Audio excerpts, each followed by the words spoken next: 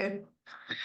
All right. I would like to call, it's 5:01 and I'd like to call to order our February 22nd, 2024 West Fargo Public Library Board meeting. We will quick do, attendance, and then we will look for approval of the order of the agenda. Larry, Here. Alana, Here. Mandy. Here. Okay, and we are missing Tony. Hopefully he can join us. So next we'll look to, for approval of the order of the agenda. I'll move to approve the order of the agenda. Second. We have a motion and a second. I would like to add to our regular agenda, just discussion around space in the Lex building, and that can be added at the end of our agenda. So we have a motion and a second. Any other comments or questions? All those in favor say aye. Aye. Aye. Any opposed, same sign. Okay, next we have any public comment? We've had no requests for public Okay, comment. thank you. All right, let's see. We have our consent agenda. So looking to approve our consent agenda, which includes approval of minutes and approval of financial reports from both December and January. I'll move to approve the consent agenda. Second. We have a motion and a second. All those in favor say aye. Aye. Aye. Any opposed, Aye. same sign. Hi, Tony, welcome. I made it. Sorry Perfect. about that. You're okay. Our consent agenda passes. Okay. And next we will move on to our regular agenda with our new business. So we have our space needs assessment presentation by Anders Dahlgren from Library Planning Associates. Zoom. Jenna, are we able to share the screen here? Let's see if I can get this. You should be able to. Yep.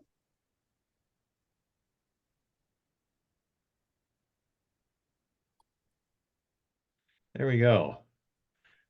The impressive first title slide. I am glad to be back with you all after a few years and a pandemic. You all reached out, Jenna reached out late last year and asked about doing an update to the needs assessment, service and space needs assessment study that we completed in 2018. I mean, the plain and simple fact is you're facing a very different service landscape today than you did in 2018. With the 2020 census has come new census projections, new population projections, and frankly, that paints a very different picture than we were working with in 2018. In 2018, we were anticipating a 2040 population projection, population growth to around 43,600. The new estimates are almost 10,000 more than that. This puts us, it frankly puts us in a very different landscape than we were working with just a few years ago. The library has changed in other ways. You've acquired the Little Red Reading Bus, and you've introduced through that service a variety of new programs. Library programming and activities, I think, has come to occupy an even greater place in the library's overall agenda than was the case a few years ago. Many libraries, West Fargo, I think, included, are experiencing a kind of renaissance of the library as a third place. As we have come through the pandemic, there are many more individuals who are working remotely, either on a regular, on an ongoing basis or on a sporadic basis. And the library is becoming an important place where those individuals can gather and do their work. Another important shift in this landscape is a much stronger prospect of developing branches in the future. As the library's population has grown in the new projections, along with that comes an increased likelihood that branches are likely in the future. We had 6 years ago, I can't remember quite the reason why, but we had specifically discounted the prospect of branching 6 years ago. In a few moments, we'll get to a slide that talks about how population trends start to shift the landscape with regard to branching. As I understand it from Jenna and staff, you've already had some very preliminary conversations with regard to branching already. The methodology that we use to determine a library space needs essentially looks at what you expect to need to do in the space. We define 7, 8 types of library space that you see listed here on the slide. Most of them I think, are pretty self-explanatory. Collection space, very simply, is the space that you'll need to house, whatever collection you intend to support. Space for technology, space for reader seating, staff to work in, meeting space. The 6th kind of space in this litany is called special use space, which refers to a variety of spaces that most public libraries want to provide, need to provide, but that haven't really been accommodated in the first 5 types of space. Examples of special use space might include space for a copy center or a business center. It might include space for some kind of public cafe or refreshment area. It would include space for small group study rooms, would include space for something like a staff break room. The 7th kind of space is called non-assignable space. And I've always defined non-assignable space as all those spaces that you need to have in order to have a functioning building, but where the fire marshal won't let you put collections. Non-assignable space is space for restrooms, furnace rooms. In your existing multi-level structure, it's space for stairwells and elevator shafts and so on. All necessary space, but you can't use them or assign them directly for use as in support of the library. And finally, the last type of space is not always put into play. We did choose to use it for the analysis here in West Fargo. A dedicated allowance simply calls out a specific line item and makes a space allocation to support that line item. It could be, well, in West Fargo's case, we used it specifically in one instance to make an allocation of space for a garage to house the new Little Red Reading Bus. The general notion here, the general idea here is that you can establish a service goal relating to each of these types of space and then translate that service goal into a space need.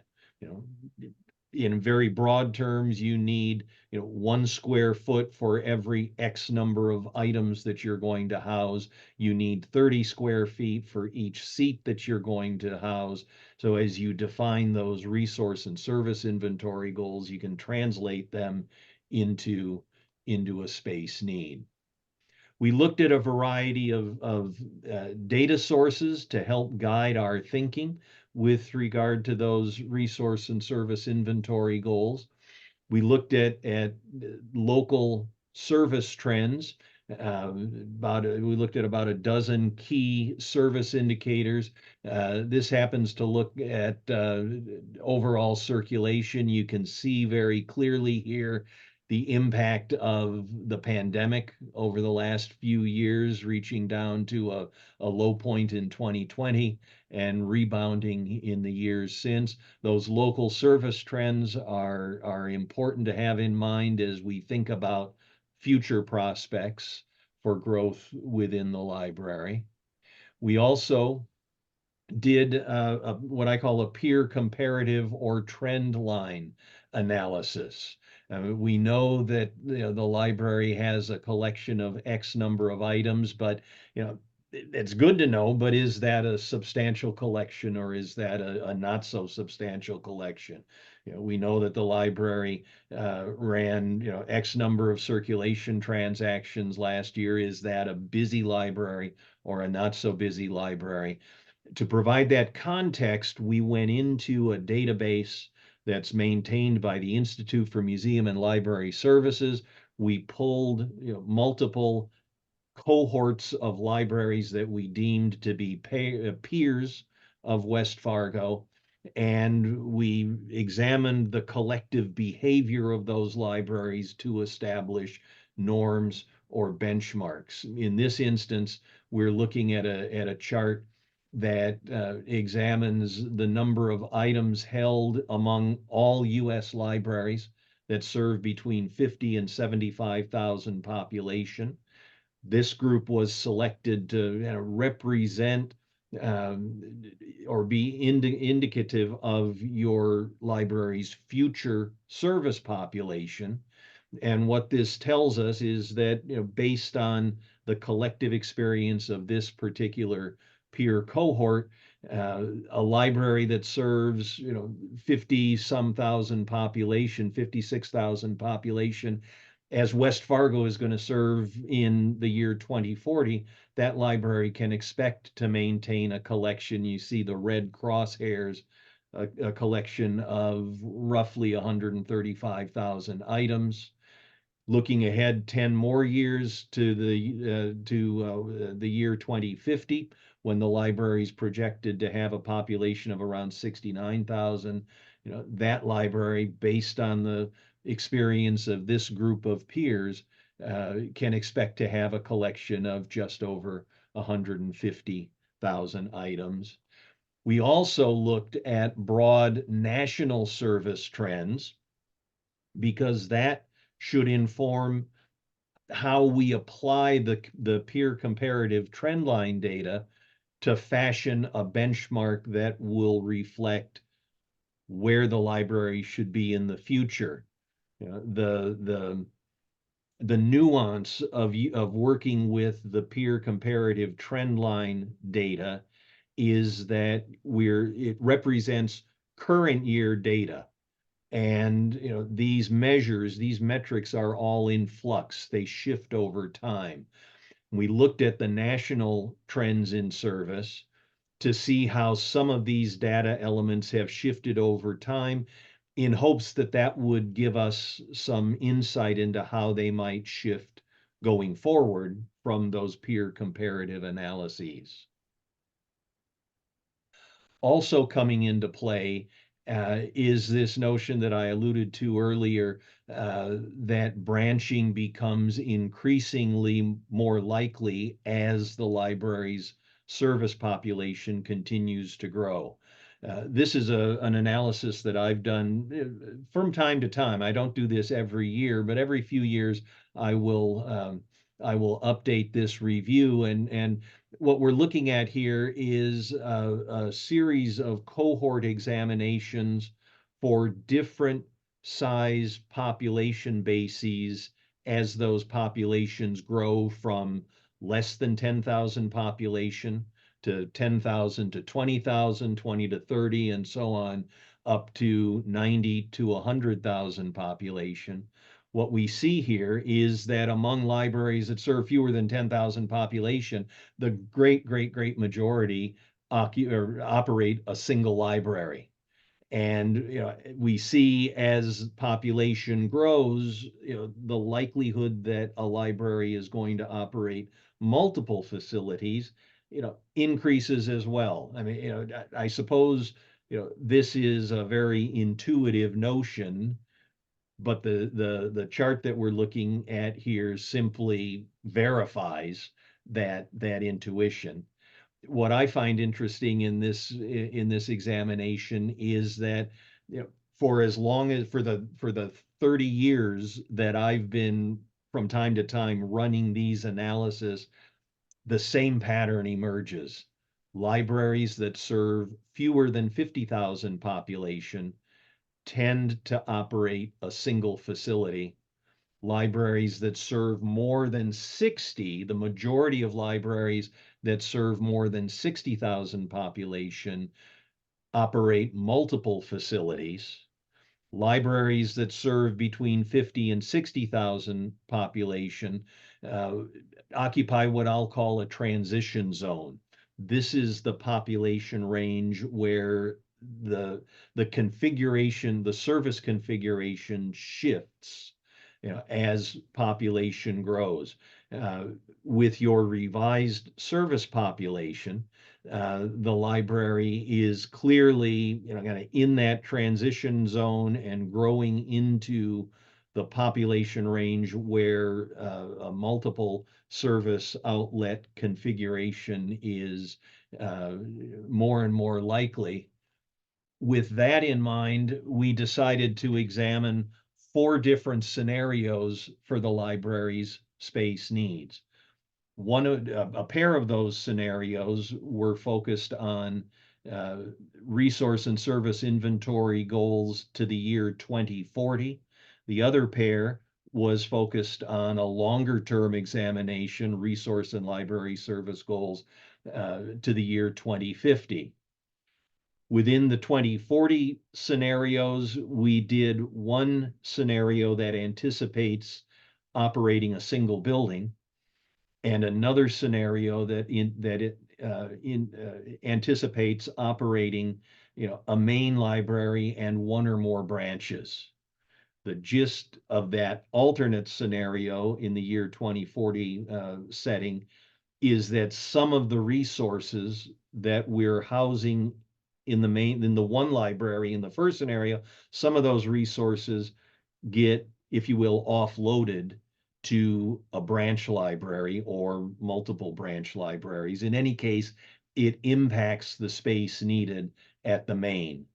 We did the same thing in the scenarios based on the year 2050. We did one scenario that looked at a single building, another scenario that looked at the implication of moving some of those system-wide resources out of the main into a branch. And, you know, we examined what the impact of that would be on the library's space need. If you haven't quite fallen asleep yet, this slide will do it for you, because it's all the math basically that we did. Scenario 1A, service goals to the year 2040, operating out of a single building. We defined, you know, certain service goals for the library regarding collections, technology, staffing, seating, and meeting spaces. Based on those resource and service inventory goals, we determined 3 different estimates for the library's space needs: an optimum estimate, a moderate estimate, and then a low or an absolute bare bones minimum estimate of space needs. And within that range, you know, Library Planning Associates recommends a certain specific estimate that we encourage you to kind of organize your thinking around. I mean, specifically in this instance, we had established a resource and service inventory goal of a collection of 139,000 plus items. In an optimum service setting, that 139,000 items is going to need over 12,000 square feet of floor space. In a moderate environment, it's going to need around 11,000 square feet of floor space. And in a low or minimum kind of environment where you're really just trying to pack as much stuff into a minimal amount of floor space, that 139,000 item collection is going to need around 9,500 square feet of space. Within that range, Library Planning Associates recommends that you think of housing the collection in that optimum kind of range, that optimum kind of environment, which involves lower shelving, which is more reachable for the user. It involves wider aisles that are easier for the user and the staff to negotiate. And it involves reserving a little bit more of each shelf for the day-to-day management and shifting that's needed throughout the collection. We did similar calculations for seating, for technology, and you can see all of those estimates here. You get to the bottom line, the optimum gross building area that this methodology recommends is around 66,000 square feet.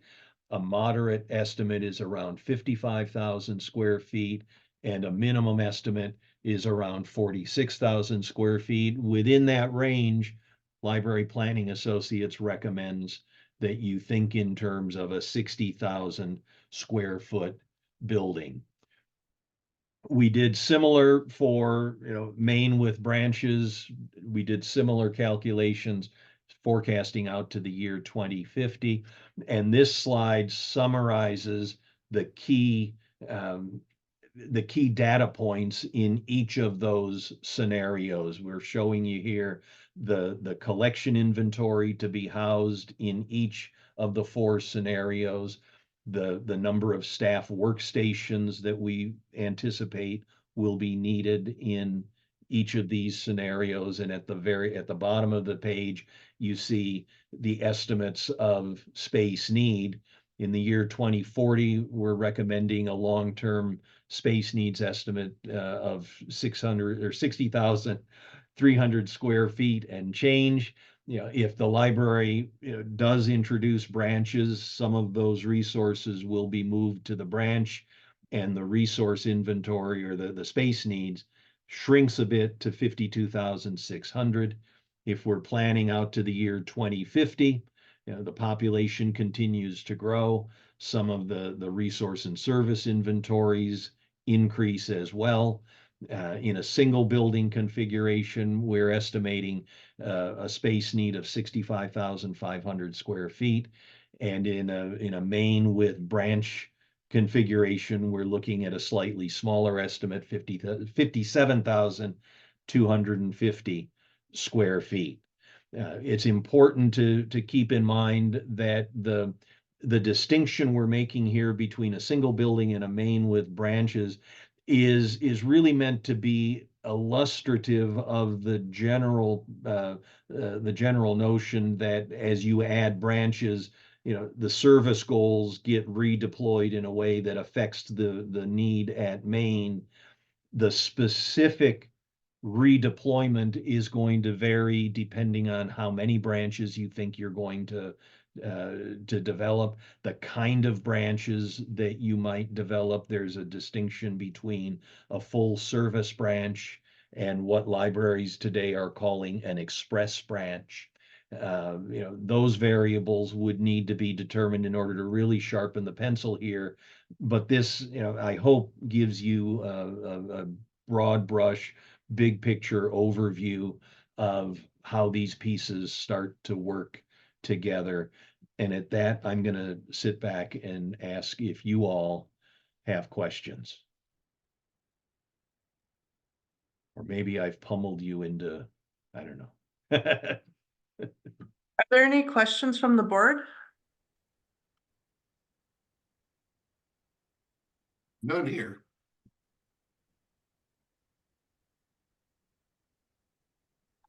Sorry, Larry. No? No questions here. Okay. I was going to say, I don't have any at this moment. Well, Could you remind us again what the current square footage of our current library is, just for context? oh goodness, I don't have that at my fingertips. Do you have that, Jenna? I believe it's right around 15,000 square feet. Mm. I think, can I take this Can I take this down? I think I can stop the share at this point, I think. There we go.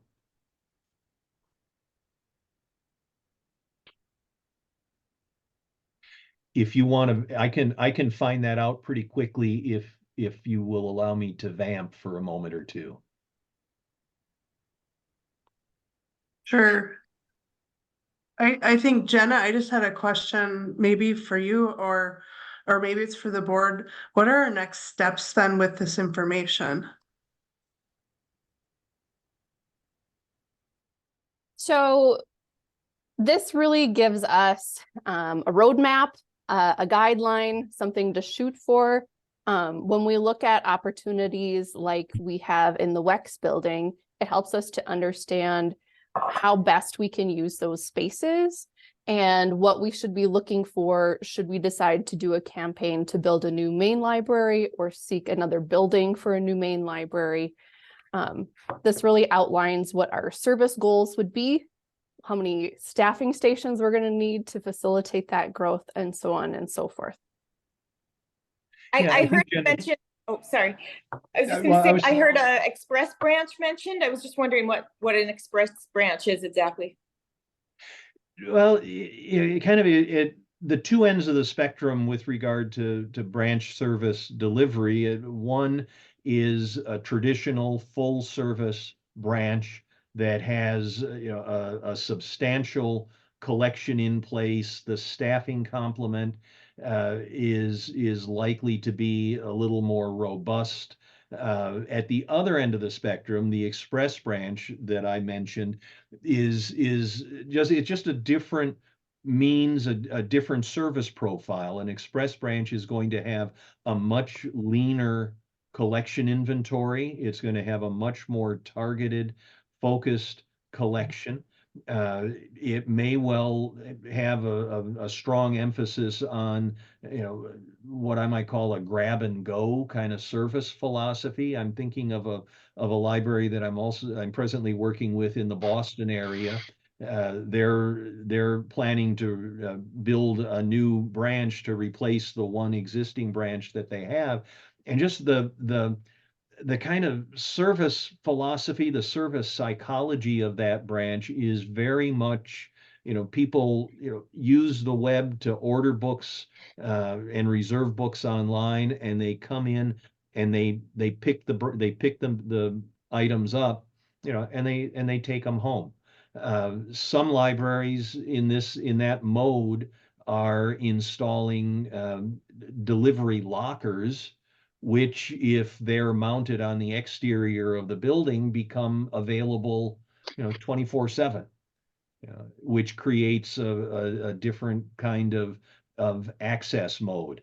Um, I visited libraries in 2017. I was on holiday in Norway and Sweden visiting family, and stopped in Oslo for a day, visited with a librarian friend and colleague who took us, my wife and I, to a couple brand new branches of the Oslo Public Library.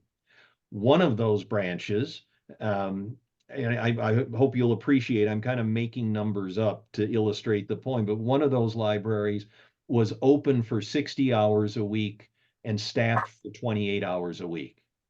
During the remaining, during the 30 some hours a week that it wasn't staffed, people had access by way of a swipe card and a PIN code, and they were welcome to use the branch, but there was no staff there. I mean, it's a very different kind of staffing model. Yeah, I remember seeing that branch in 2017 and thinking, well, probably that's an idea that would not cross the pond successfully. Yeah, but one of my client libraries, the library in Fayetteville, Arkansas, has introduced a portion of their expanded library that has that kind of, 24/7 access. I was recently visiting in the Phoenix area, and the public libraries in Mesa and Scottsdale have each introduced branches, that have that kind of staffing protocol. Um, you know, those pesky tectonic plates of library service just keep on shifting. What can I say? I don't know. That gives you that I hope gives you some idea of what the balance is and what the difference is here. To come back to the question about how much area you have at your present building, the IMLS database says the West Fargo Library is 24,000 square feet. Thank you. Any additional comments or questions? This has been great information. Thank you. I mean, it is a lot to digest. I would echo Jenna's comments that this examination puts the library in a position to have informed conversations with the municipality about its needs going forward. I remember one of Jenna's comments early on as we were undertaking this review had to do with, I guess there are other municipal agencies that are taking, a similar look at future needs. And, Jenna said that, the library wanted to be wanted to be up to date in its understanding. I think the revised population projections understandably are prompting, a more thorough review of future needs, and we want to be able to participate in those discussions in an informed way. I think we've started to have a conversation of what the different kinds of branches might look like. If you do start thinking in terms of, a replacement for your current single building and developing a new main library, certainly these estimates of main library space need will help you as you think about, site selection considerations. You'll want the site to be sufficient to house the building, the attendant on-site parking, and all of those other good things. If other questions do come along, I am available, please. So, I think I'll invite you all to pass them on to Jenna, and she can forward them to me. Because she doesn't mail me stuff at 3 a.m. I don't know. Anyway, please, I am happy to help you, understand and interpret. So as there are other questions that come along, let me know. I'll do my best to help. Okay, thank you. Jenna, anything else to add? I would just add one more little Yeah. tidbit. It was really helpful for me to go through this process to understand some of the formulas that are used to determine what we can fit into a space. So if we talk about having the term satellite library has been thrown out, or, an express library, different things like that. If we have a smaller location and we know what the square footage is going to be, then some of these formulas, like this is how much space we need per reader seat for shelving space and so on and so forth, will give us a good idea in those discussions of what we can actually do in that space and what it's going to look like as a part of a preliminary discussion. Yeah, I mean, you can absolutely use these same concepts to, if you will, reverse engineer a space. And I'm remembering a client in the Chicago suburbs about 10 years ago. They had a referendum for an expansion of their building. Referendum failed. They laid low for a little while, and then the director kind of rethought the prospects, and he came to the conclusion that we have X number of square feet in this building. His question was, how do we spend that space to optimize the results for the community? And we went through a similar process, but with an outside upper end limit in mind, and explored different strategies for distributing that space. Ultimately it's a zero-sum game. If you want something to grow over here, something else has to contract over there. But absolutely, you can use these concepts in exactly that way, Jenna. Thank you so much for being with us, Anders. We appreciate it. Absolutely. I am glad to be back with you all. I look forward to continuing helping you as needed in the future. Okay, I'll thank say you. live long and prosper. Okay. All right, we will move on to our next item on the agenda. It is an action item to request to hire a circulation manager and change our outreach coordinator from a temporary to a permanent position. There is a memo for hire, and then there is a presentation, and then just the job descriptions are also attached.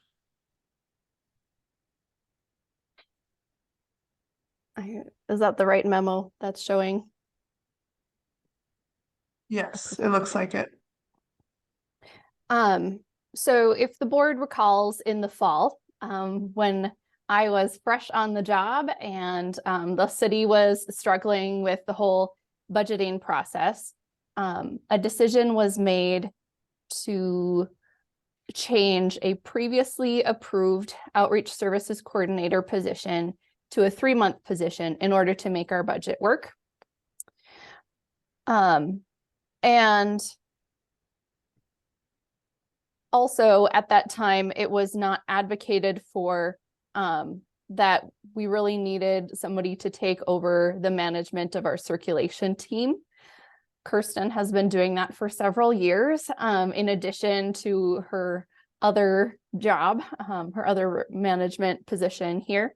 She just kind of acquired both of those things.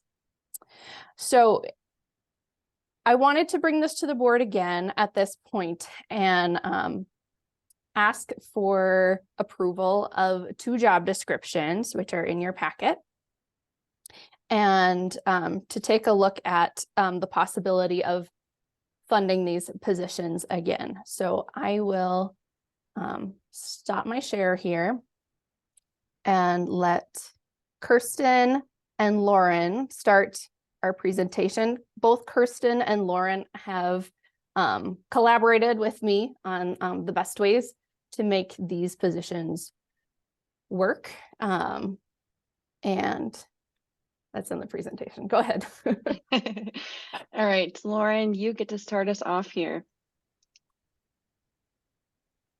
Oops, I get to the right slide. There you are. So we thought we would start with the outreach coordinator position and start with a bit of the kind of quick review of outreach services at West Fargo Public Library and kind of the history and growth with that. So our larger, more involved outreach services effort really began in about 2016 as an effort to go beyond kind of our physical walls to meet the community where they're at, meet their needs, and also get our name out there and really grow the library. Prior to 2016, kind of some of our longer running effort was more community involvement at events like West Fest or the Street Fair, those types of things. But around 2016, we started some more involved services. Those include things like our daycare delivery program, offsite story times to kind of hit those early literacy groups, those families, that age range. We expanded some school visits and work with connecting to the schools. We also started and grew our senior sites program and bringing books out to those locations. These programs have continued to kind of evolve with the changing needs of both the library and the community as well. So they've expanded and changed and shifted a little bit as the years have gone by. All of these efforts have been developed and staffed by the programming team. In early 2021, we were able to expand to include a part-time outreach assistant who does the senior site visits and the daycare book deliveries. That takes up about all of their time. And then we were able to get that summer seasonal full-time outreach coordinator position, whose focus will be on the Little Red Reading Bus route, which is a big chunk of time in the summer for outreach and also popping up at community events. So we are proposing expanding this seasonal position into that full-time year-round outreach coordinator. So you can go to the next slide. What would a year-round full-time outreach coordinator do? As was planned with the seasonal position, they would, in the summer months, focus on the Little Red Reading Bus. They'd be that primary driver and program lead. They'd be kind of that consistent face when out in the community, and they'd also be kind of a guide for the summer route for all of our visitors, help curate that program, the books and resources we bring out into the community. They would also take the bus to community events or pop-up opportunities, both in the summer and outside of summer months. So things like West Fest, the Street Fair, markets. They continue to utilize and try to expand the bus and our outreach pop-ups outside of those summer months and expand our reach that way. They would staff tables at community organizations, local meetings, or other events that we get invited to kind of bring information or services out into the community. They would prepare and deliver our daycare book bag buddies, prepare and staff the senior site visits and run that operation. And in addition to those items listed, which are kind of the core outreach we do currently, they would also help with things like our library tours. So we see about 1,200 kids come through the library for tours each spring. Also have other groups that come for tours throughout the year. They would help with school visits and expand that kind of connection with the schools, and also provide our reach to other community events that we get invited to or want to take part in. And overall, they would help us to really expand our reach and continue to grow this and our impact as a library as a whole. So what does this impact look like for the library? One main thing would be to continue to grow and develop our in-library, adult and youth programming and services. Currently with programming team doing a lot of this outreach efforts, it kind of limits some of the growth we have for our programming we do here and other outreach opportunities. So they would help us expand that area. They would help develop and offer even more year-round outreach services. So outside of that summer route, we could bring the Little Red Reading Bus out to schools or daycares outside of kind of summer months. We could have more visits to schools, and we can continue to develop partnerships with other organizations that we're not able to meet at this moment. They would help us expand our offering with our current partners. So one example of this is at our senior sites. One program we'd really like to develop is tech tutoring for that group.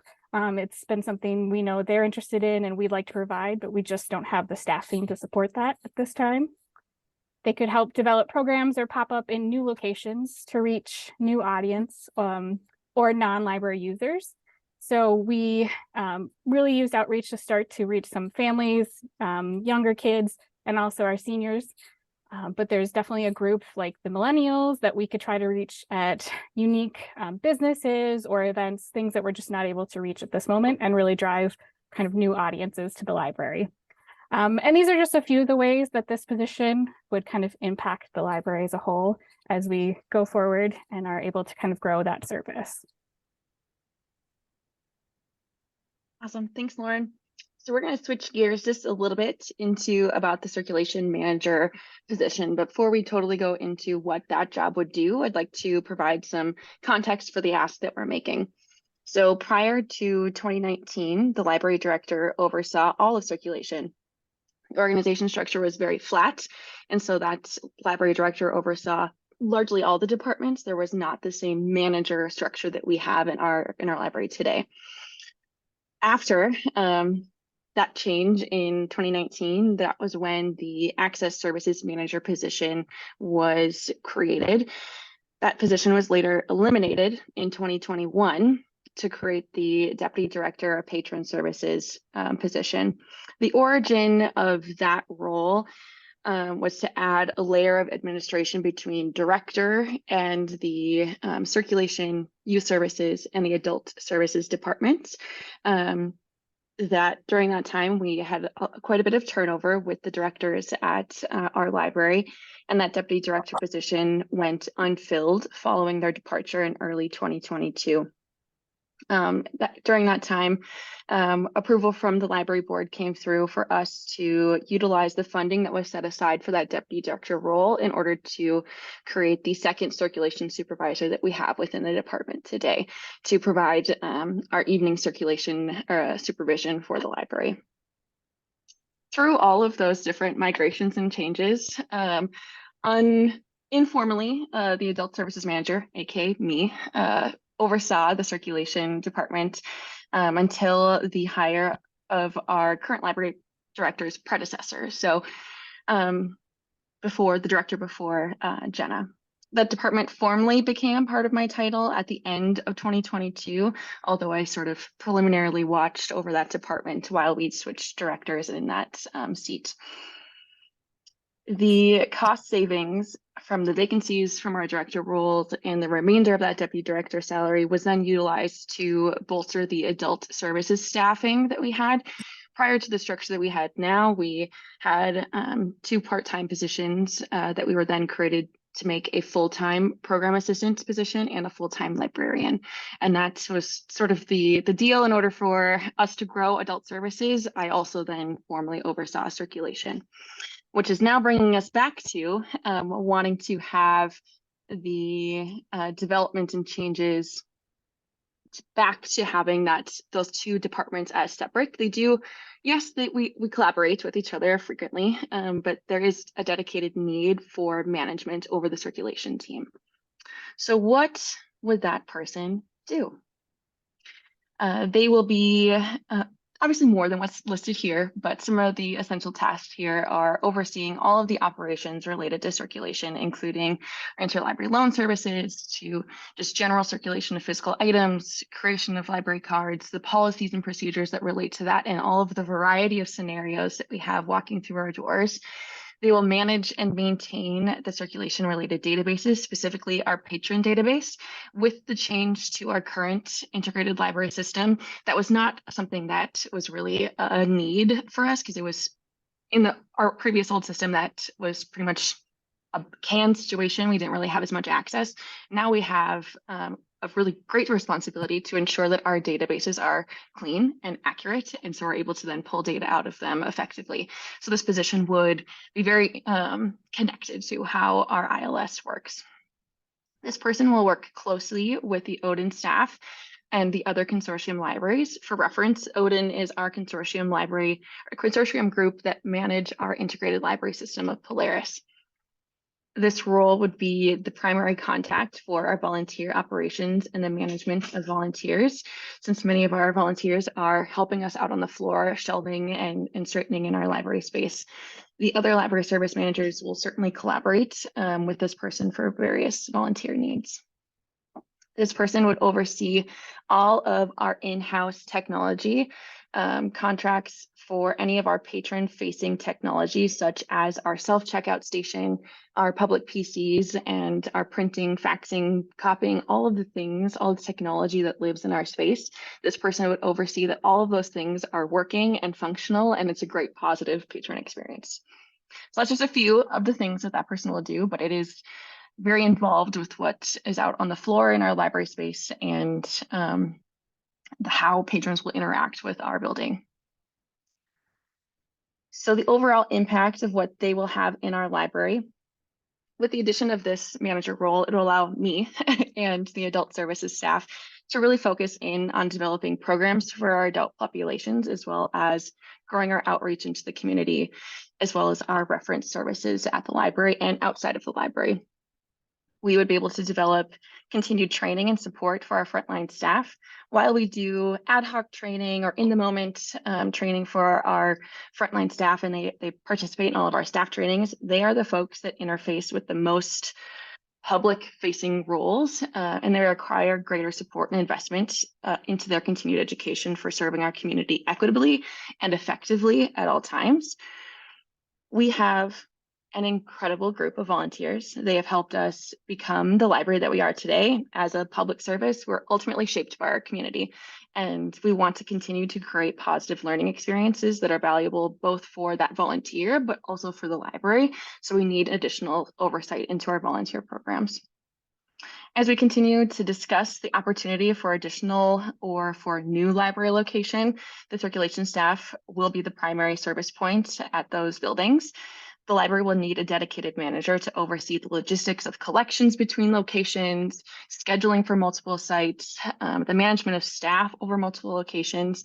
It will just require greater oversight and a greater need for a manager over that department.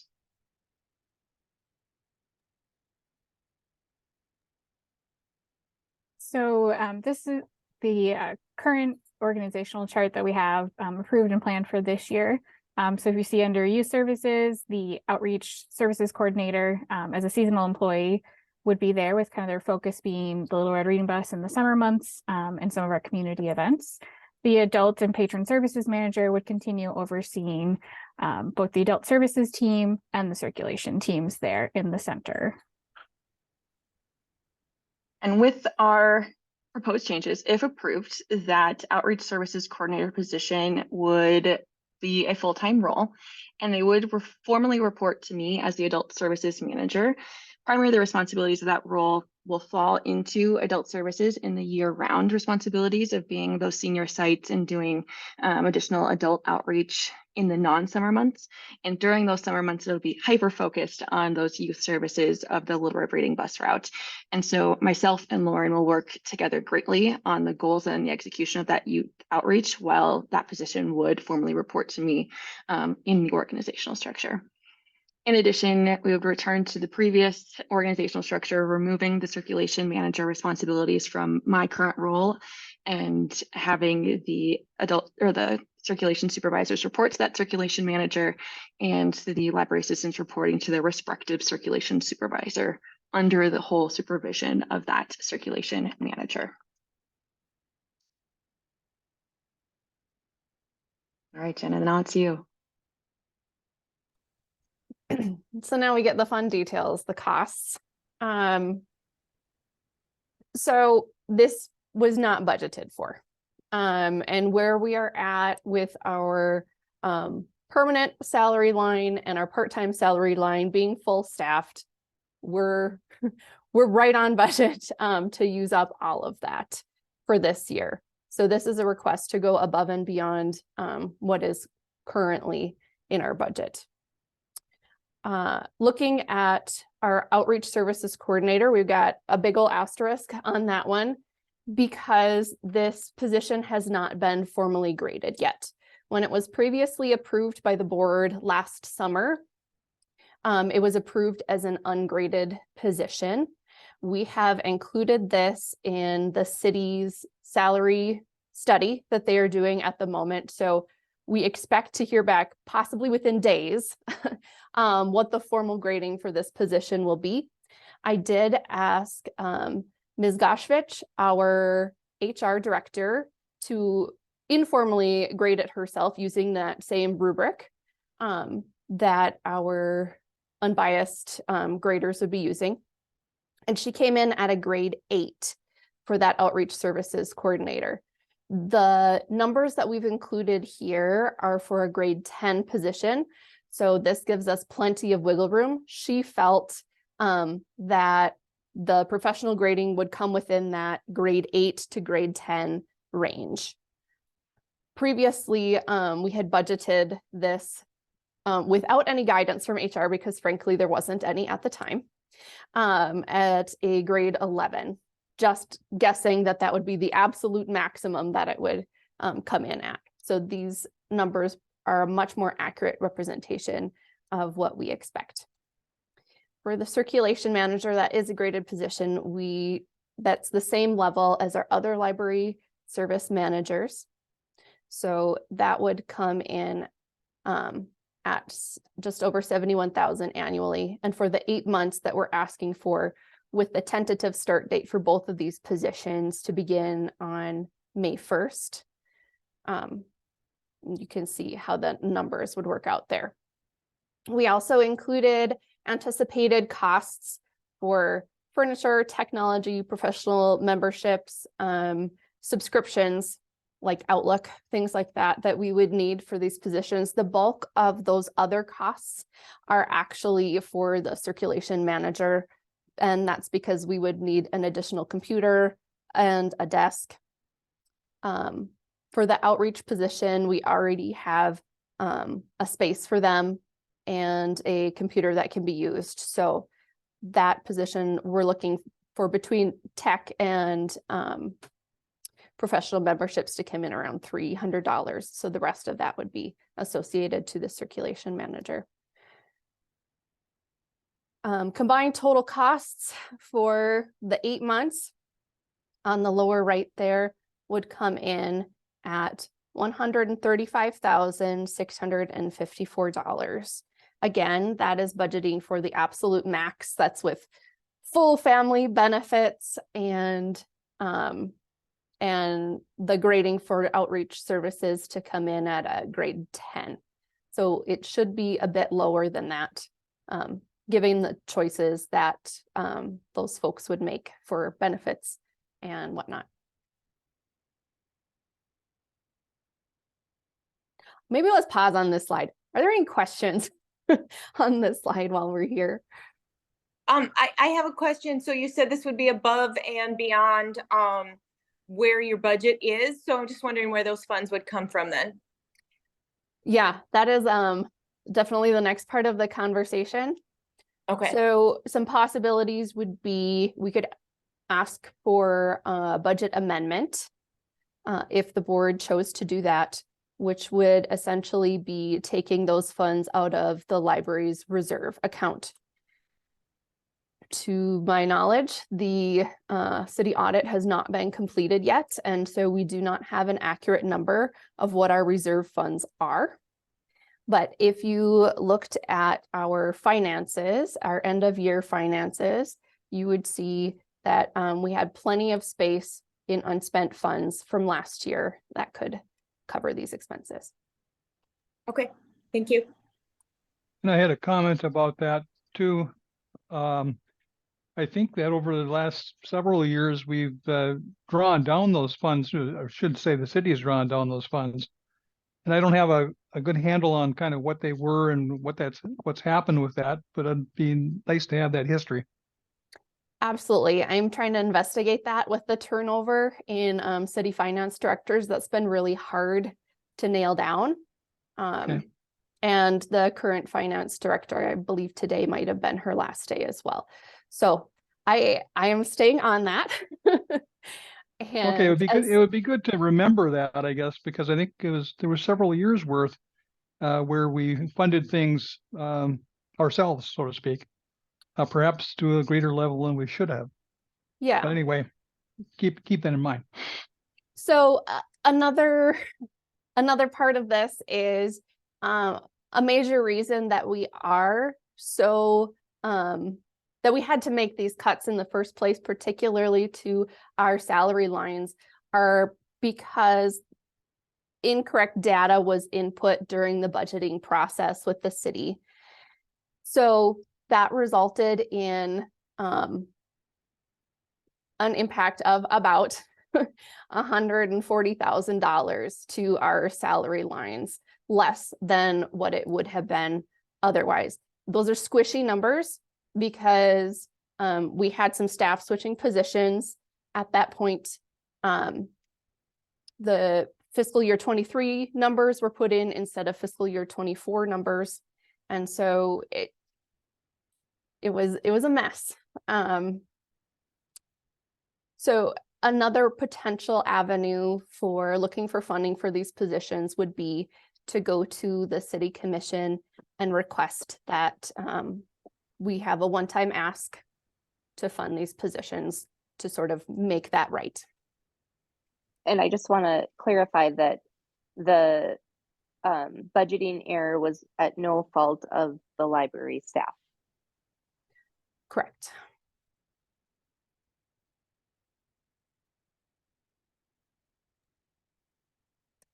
All right, let's Other move to. questions? Or is there more to your We do presentation? have another slide here too, I Okay. believe, Kristen. I also wanted to talk a little bit about the opportunity costs. So yes, there are financial costs, but there are also opportunity costs for not jumping at this.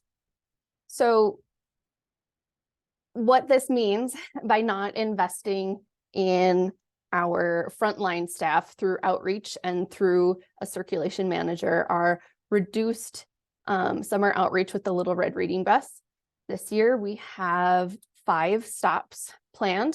We're hoping that those stops can be longer than what we had done in the past, and that staff and interns are not literally running from one stop to get to the next stop, sometimes late, because of how we're having to compact our time. There's an inability to add additional daycare or senior delivery services right now, and these are things that we get requests for all the time. We just don't have the capacity to do it. We also cannot participate more than we are in state and regional library initiatives. We have suboptimal supervisory ratios right now. I'm sure you noticed the number of people underneath Kirsten on that organizational chart. That's not fair. And it's not fair to her, but it's also not fair to the staff that are being supervised. And some of our core library service initiatives continue to not be prioritized at the level that I would like to see for us to maintain service. So some of those initiatives would be ongoing reference training, procedure documentation as things change with our ILS, our policies. We need to stay up to date on all of those things. Inventory is nearly impossible to get finished. I think we've been working on it for close to a year. It's not done yet. And then just proactive training solutions and collection development modifications. I liked what Kirsten said earlier, a little bit about how we kind of robbed Peter to pay Paul a little bit with some of the position changes that we made in investing in adult services and youth services. One of the things that we really saw with the space needs assessment is how the West Fargo Library is excelling, particularly in our library programming. Our attendance is, I've said this before, but it's astronomical compared to other libraries. And that shows the engagement of our community with our library and how much they're appreciating that investment that we have in those programs. But we also need to invest in our frontline circulation staff as well. And so that's why we're coming with this request for a circulation manager. We want to invest in them so that they have the training ongoing that they need to succeed and really provide the best service that we can for our daily in and out library patrons.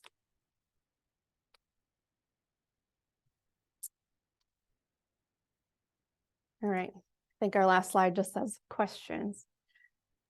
I think there's one more thing you want to talk about, Jenna, with our existing organization and Yes. if this were approved. Yeah. One other scenario that we investigated when we're looking at how do we pay for this when it's not budgeted is we anticipate that our outreach services coordinator would be an internal hire, which leaves the possibility that we would have a part-time position open. Should that happen, the board could decide to leave that unfilled. If we leave that unfilled for the remainder of the year, budgeting for it to be filled in 2025, that could be a savings of $11,500 roughly.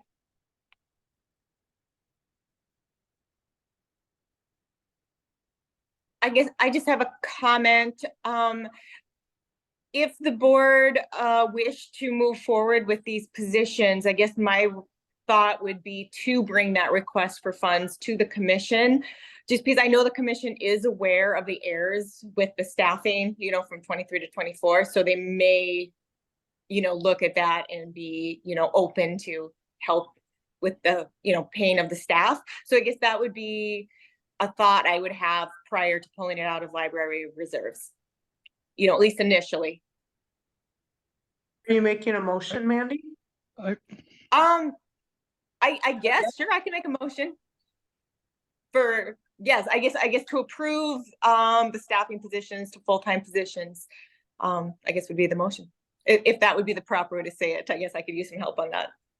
Do you need that contingent upon funding from the city commission? I don't know if I want to make that contingent on funding from the city commission or not, based on if there are reserve dollars in the library funds. I don't know. I guess I want a little more conversation with this board before I'd make that part of the motion. And I know Tony had comments or questions too. I forgot exactly what it was. Sorry. Gonna take a minute. I know Mandy had just proposed potentially asking the commission to cover the costs. Maybe not ready to Oh. that on the table there. I was going to say that, you know, if we can't necessarily be sure that it would be an internal hire either. So Correct. what is the path if that doesn't happen? And how, you know, how do we handle that? Just as a part of that discussion, because I don't know that we can assume that. Right, that's why, you know, it's a potential savings should the board decide to leave a part-time position unfilled. But that's not, you know, who knows? Sure. May is a Okay. ways off. I have a question for future forward. So if we get it approved and the city is able to help us with the funding sources, does that give us a good base for the next budget cycle, or does it become an issue at the next budget cycle? I want to make sure that we are moving forwards and upwards. I wondered the same thing. I think staff would definitely recommend that you approve these positions. And if you can't fund them right now, that they definitely be included in the budget for FY25. I'm on board with that. I'm good with that. I'm good with that. I'm sorry, I did not hear that part. We're discussing separate options. I apologize.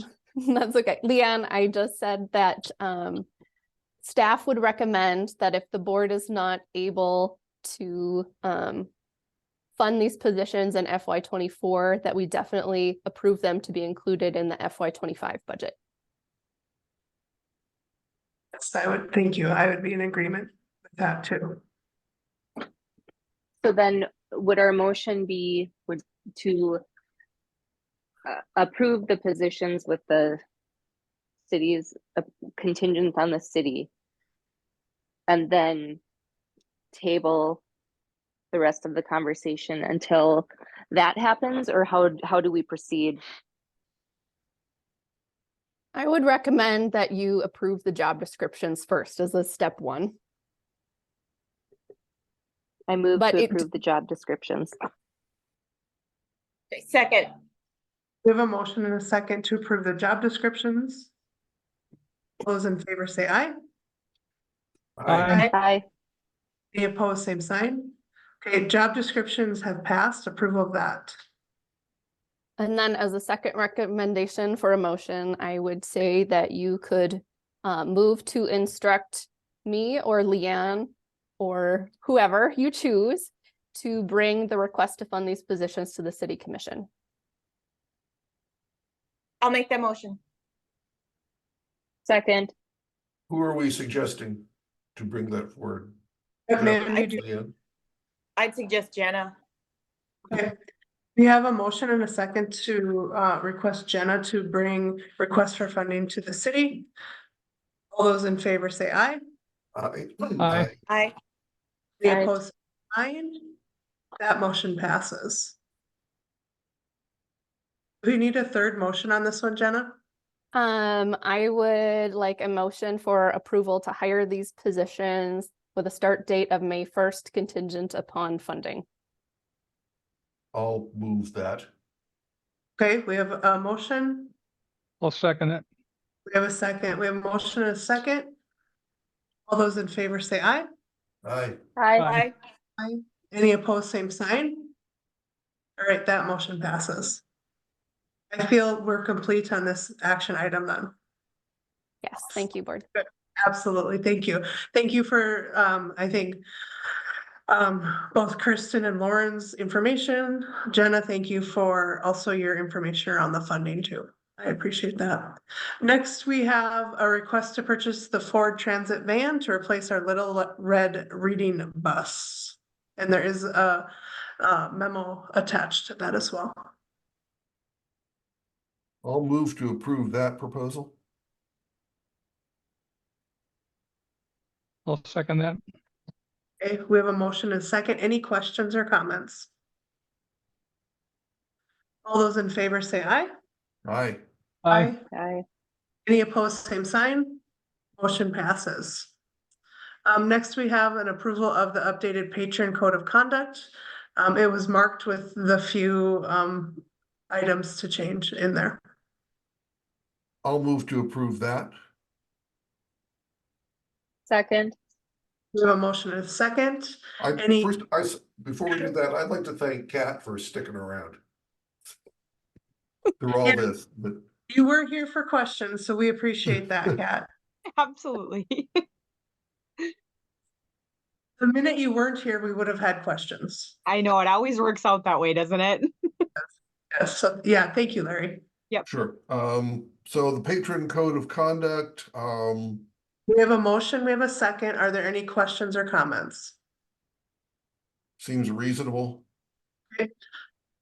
All those in favor say aye. Aye. Aye. Any opposed, same sign. Motion passes. All right, we move through those pretty quickly. Next, we have a request to initiate director's 6-month review. And we do have a memo on that one as well. Pull it up here. If I can just add a little commentary. The city of West Fargo is instituting annual performance reviews across the board, which is a very good thing. Definitely support that. I have found performance reviews to be very helpful for me across my career. I always learn something. And as a part of kind of being on board and part of the team, I would like to volunteer as tribute to have a 6-month evaluation just to kind of check in and see how I'm doing from the board's perspective, but also to really test out the software that they're planning to use for this evaluation process. This will help me get a better understanding of how to roll this out across our library organization. And then we'll just do an annual review after that. We don't need to do every 6 months.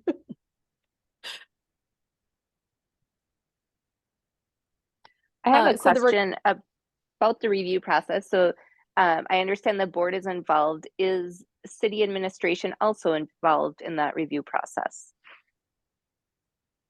So usually it is the board president. And I think we can kind of tailor it a little bit how we would like. City administration could be involved. They're also very busy, but Yeah, maybe I don't you think would they have want to. I just wanted to right.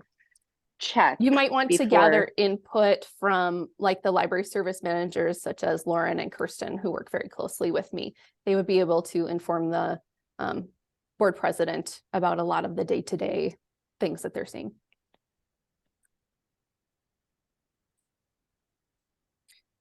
So I think the motion could be to instruct Leanne to work with Ms. Goshvich, the HR director of the city of West Fargo, to do that 6-month performance review.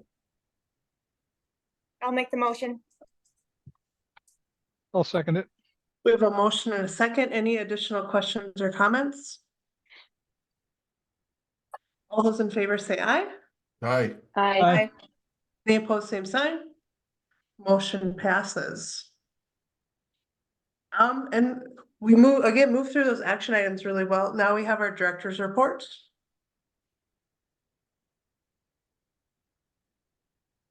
If anybody has a west-facing window, the full moon is up. Or east-facing, I beg your pardon, east-facing window. It's supposed to be the snow moon, but, I can't see it here in Miami. oh, Oh, poor Tony is in Miami. well, if you look west, you'll have, or rather east, you'll have the same full moon, so Oh, it's right there. Great, Miami. Jenny. In a little bit here. We're getting punchy. All right. Did it just switch to circulation for you? Yes, Fabulous. So as you have seen, I'm sure in the impact report, if you took a look at that, our circulation just continues to grow. Anecdotally, what we're seeing in the library with some of the ways that we have done some small rearrangements to have more face out display, Kirsten just told me this afternoon that stuff is flying off the shelves. Every time she walks around, she's having to fill displays, which is a wonderful, wonderful thing. Our January circulation was another record high. So fantastic. Both electronic and physical items continue to steadily climb. We are happy to report that we have a new coin and bill machine to pay for printing. The old one had been broken for some time. It took quite a while to get the new one in.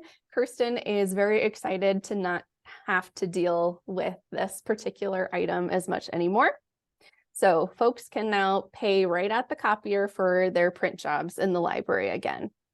We're also very excited about our new service desk, which we approved in December. That'll be installed on March 6th. There's going to be a little bit of a transition for a few days. I've worked with our city buildings and grounds crew as well as IT.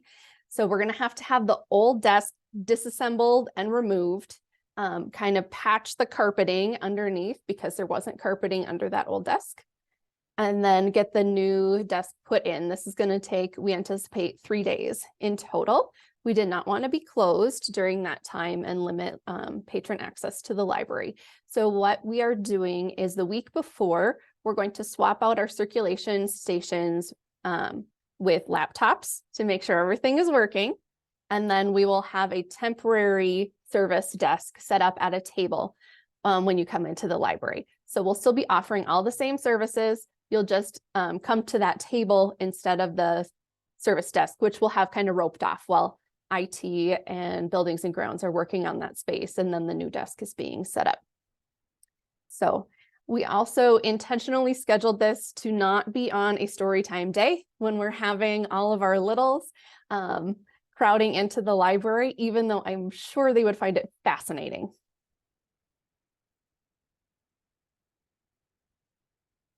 We're currently compiling The installation of the desk begins March 6th? Yes. Okay. March 4th is when the old one is taken out. The 6th is when the new one is installed. Yeah. So we are currently compiling all of the data for the annual state public library survey.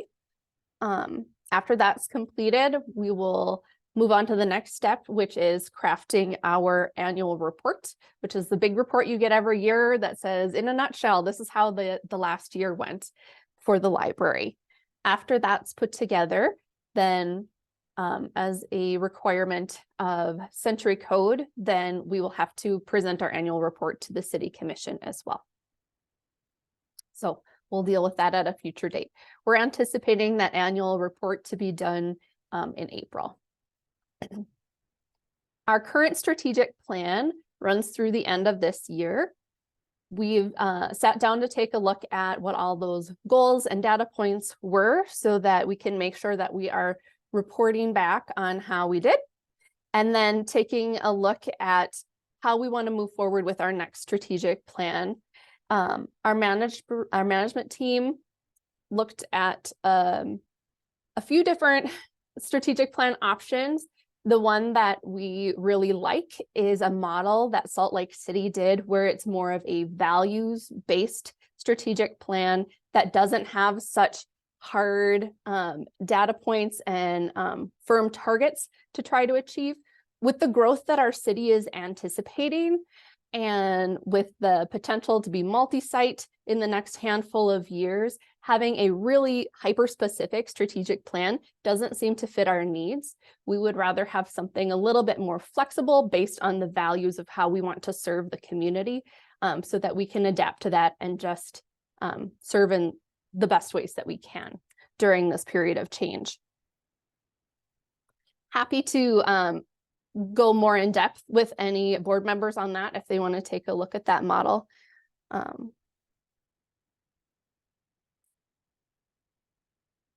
Finances. So year end, we were 87% expended. So the available appropriation at the end of the year was $241,080. So those unspent funds would go into our reserve. That's how much I can say for sure we have in our reserve. Beyond that, not so sure, but we'll get that data as soon as we can. I did want to make one more note about reserves in other, not libraries, but I would say in the nonprofit world, it's generally a good practice to keep 6 to 8 months operating costs in your reserve. When you look at our total budget, that might be something that the board wants to have a discussion about in the future, is what kind of a cushion do we want to try to keep in the reserve? And think through that. So more on that. For January, we are 6% expended for the year.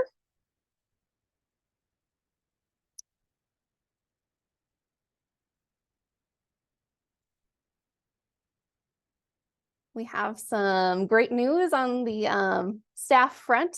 We are fully staffed for the first time in years. So yay, celebration there. Avery is our newest staff member joining us on the circulation team. They have been absolutely delightful to work with so far. And then in the picture here, you will see this is Bree, our technical services manager, and this is Sarah in youth services. Sarah gets recognized out in the community all the time as the library lady. She's our storytime superstar, so all the littles know her. Bree came in at a really interesting time in technical services and led a bunch of changes with her team, gathering input from across the staff. And so we wanted to recognize both of them for going above and beyond in meeting the mission of our library and for their contributions to our organization. I've instituted these 2 new staff awards. These are nominated by peers within the library, and it's just a great way, I think, to build a good workplace climate and recognizing the achievements of our coworkers.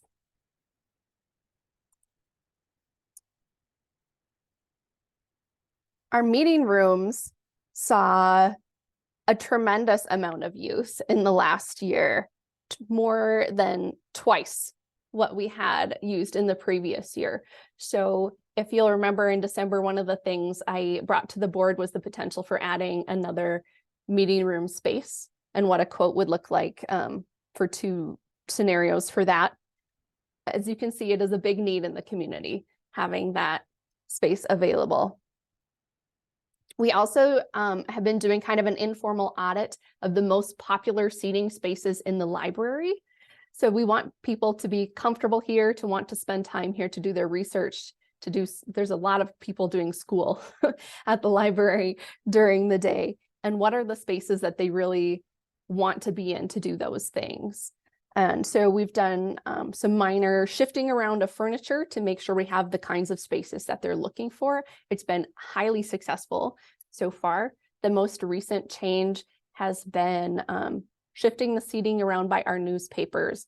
So there's been a few folks coming in to read the newspapers and they kind of just lean on the pillar there and read the paper, while now there's a seating area there, and I can say that it is being utilized. So that's great.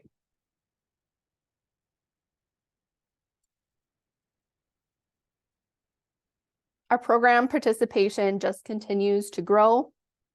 It was up 16% in 2023 from 2022 and 19% from pre-pandemic numbers. That's just incredible.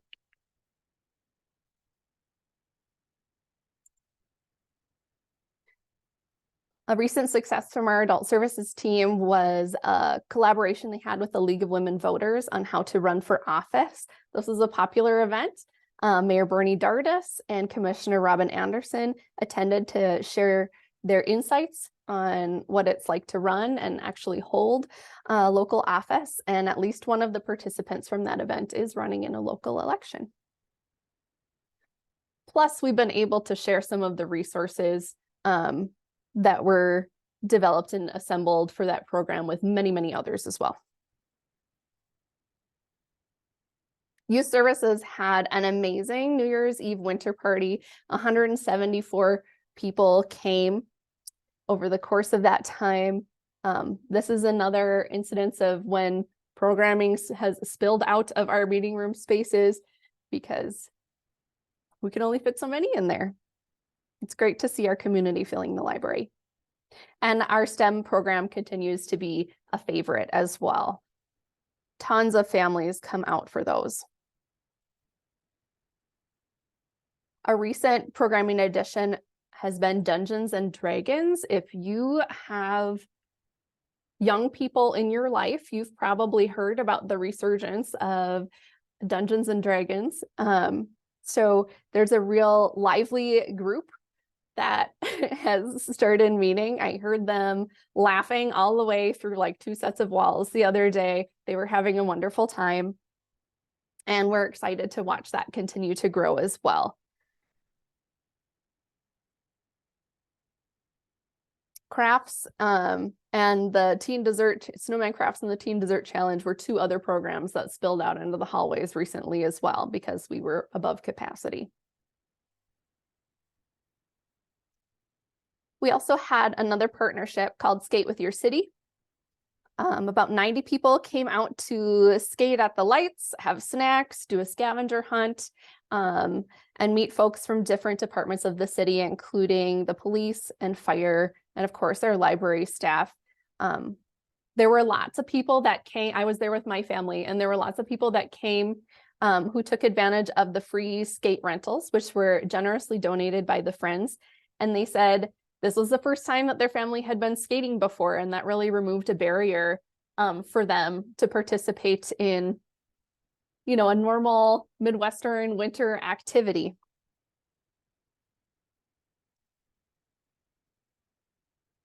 Collection and technical services have made some wonderful changes recently, including moving our TV series with multiple discs condensed into one case. So if you want to watch season 2 of Friends, you don't have to check out 8 different discs. It's all together in one case now. This has saved us a lot of shelf space. It's also how our patrons want to watch and consume the media anyway. So it's a win-win for everybody. We do have some leftover cases, and so we have offered to share some of those with other libraries across North Dakota if anybody needs them. And of course, saving some of those cases for damaged case replacements in the future as well. In the picture, you'll see our launch pads.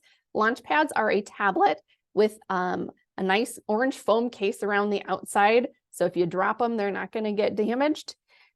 We have launch pads for all ages through seniors, and these come with preloaded games. So I can tell you that my family loves them. We have tablets for English language learners, adults if you like crosswords, casino games, things like that. I think these would be a great thing to check out if you had like an upcoming surgery or a trip or something to keep you occupied. Having those out on display on the floor, the empty cases, has really increased the circulation and visibility of that collection. The shelves look full. In this picture, I can tell you they are not full right now. So they're going out the door.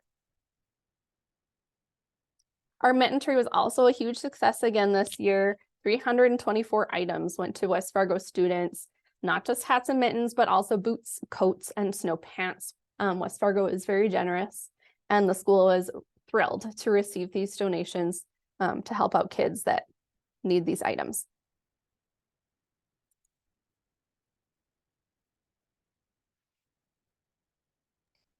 Any questions? Any comments or questions? And I just want to thank you again. I mean, each month I look forward to the overview and your report, and we just continue to, I think, do really well within our community. So I thank you for that.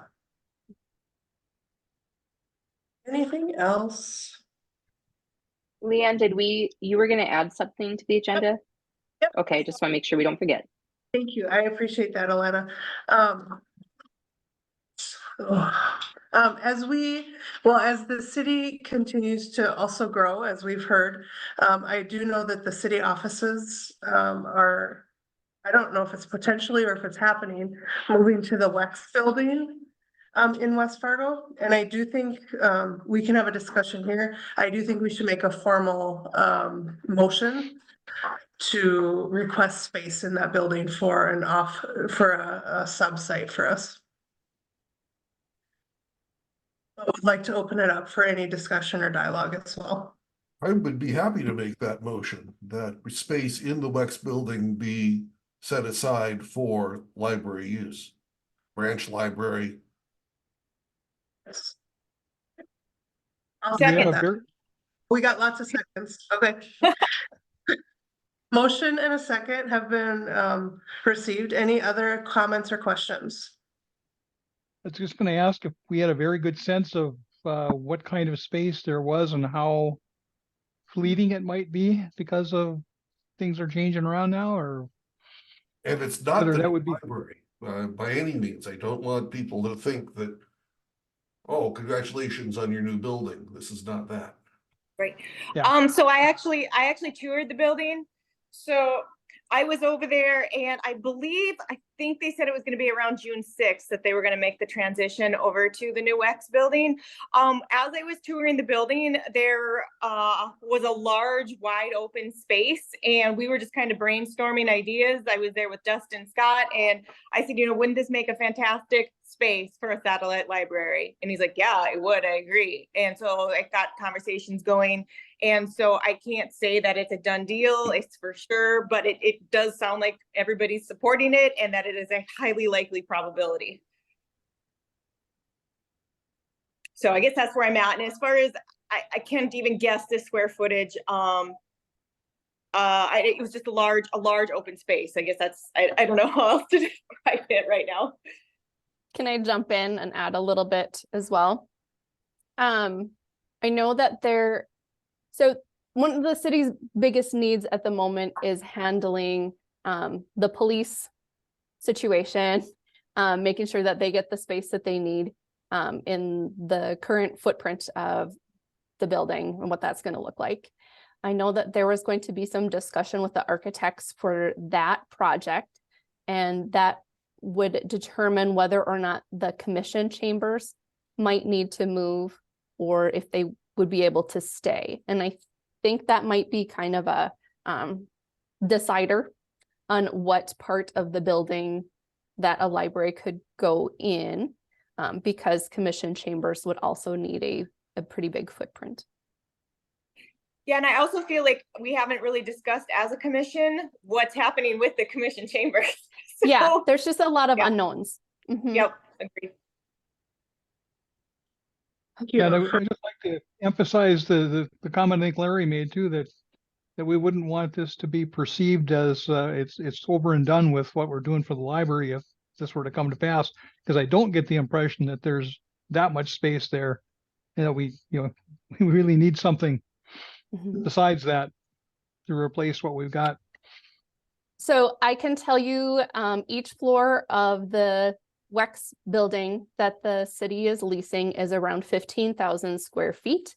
If our current facility is about 24,000 square feet, according to the IMLS database that Anders referenced earlier in this meeting, we would need both floors to get to about where we're at now and a little beyond.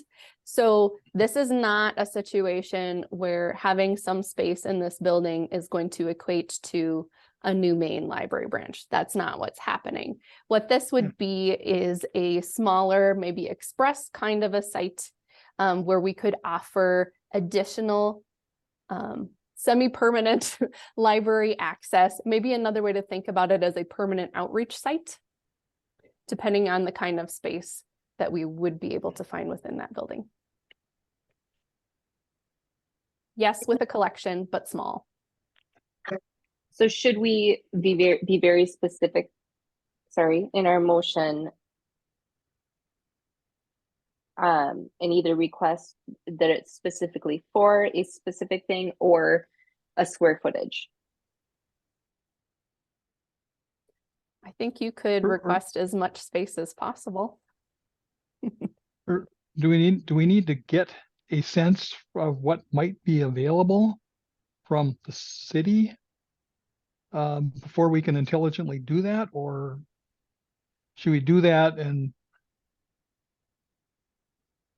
see Or what should can this we work out? motion, or should this motion just be the board hasn't expressed interest in a satellite or express or of something branch within the architectural design, or just kind of keep it very open? Or, Maybe your motion is to formally request space within the newly leased Wex building for the city and to open discussions on how to handle that financially. There's, are we going to end up with a lease payment to the city? There's a lot of questions to answer about finances. So Should that motion be an instruction to the library director to formally request space in the library and leave the amount of space up for negotiations to the library director? is the request to go to the city commission? Yes. Yeah. Is that my motion? We had a motion and a second on the table. Are we taking that off the table? Well, we could, Let's vote on, I could move to amend my motion. yes, Well, we should vote on the main motion first and then vote on an amendment that would revise the motion. so I think the motion was for, in general and it wasn't directed yet at Jenna, but it was, to express interest in the use of the Wex building. So we have a motion and a second. We've had discussion. All those in favor of that part of the motion, say aye. Aye. Aye. Any opposed, same. Thank you. Okay, Larry, do you have an amendment now? Why, let's see, I would move to amend that motion to instruct the library director to negotiate space needs in the Wex building with the city commission. Is that? Kat, how does that sound? yeah, that's good. Thanks. Okay, We have a motion on the table. I'll second that. Second. Okay, we have 2 seconds. Any further discussions on that? Thank you for that amendment, Larry. Okay, all those in favor say aye. Aye. Aye. aye. Any opposed, same sign? All right, amendment passes as well. So Jen, I think we're clearer now on maybe some next steps. I've got some marching orders. All right.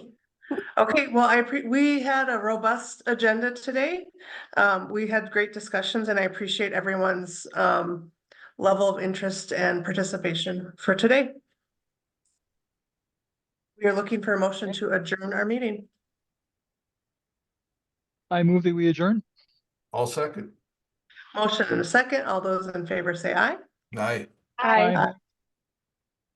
Meeting is adjourned. Thank you all for your time Thanks, tonight. guys. Everybody but Tony, go outside and look at the moon.